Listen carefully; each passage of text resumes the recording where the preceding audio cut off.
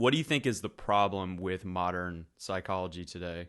If you could like reduce it down, what would be like the root issue, the root of the matter, why psychology is so it's so defective? It's a really good question. I mean, if man were purely a soulish being, like body and soul, then there would be nothing wrong with psychology, because psychology, comes from psychos, the soul. So it's really the study of the soul, and it identifies really deep patterns. It recognizes kind of some of those ruts that people get into, and tries to get them out. But the problem is that it doesn't recognize that we are also spirit beings. Like there's this spirit element, and so where you have the soul is like the sort of animating life force. The spirit is that part of us that can be connected to God. It's and so the soul is like the mediator between the body and the spirit. It's the way that we sort of express ourselves.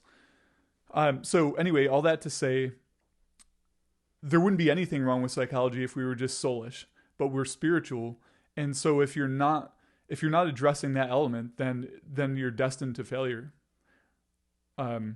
Like, because psychology would say, well, the only thing wrong with pornography is that it's just like our society hasn't evolved to the point where you can really like be an accepted productive member of society when you have this addiction. But if at some point we did, then you would be fine. So it doesn't recognize the aspect of like, this is sin, and sin is killing you spiritually. Yeah. What would you say on that note to, let's say this woman actually has a high functioning user in her house. So like her husband's on porn and he's a high functioning user. In other words, you don't need to evolve to a certain state so that you can function in society normally. He's actually functioning well and he's using porn. What's so bad about that?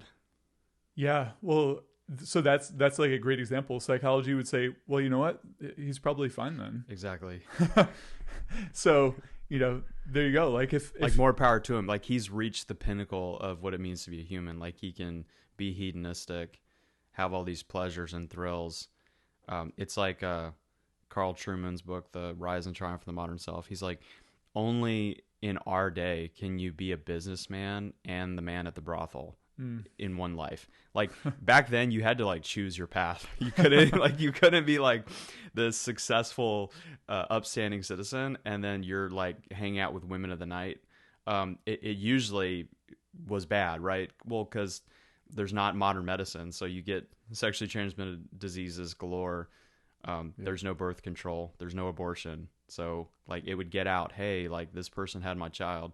Like you had to choose a path, right? And now you can actually have both. Yeah, it was pretty obvious back then, like who was like totally degenerated, but not so much now. Yeah. So that guy who's the high functioning porn addict, for psychology, there's no issue with that. But from a spiritual perspective, like he's cut off from the life of God. Now, of course, pornography addiction is not the cause of being cut off from the life of God. It's an overall symptom.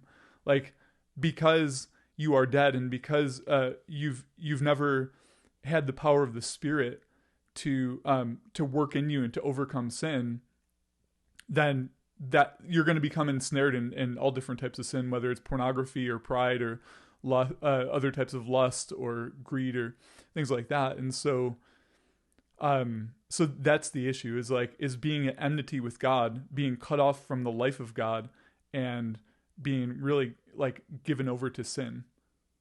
Now, if your hope is to have your best life now, then go for it.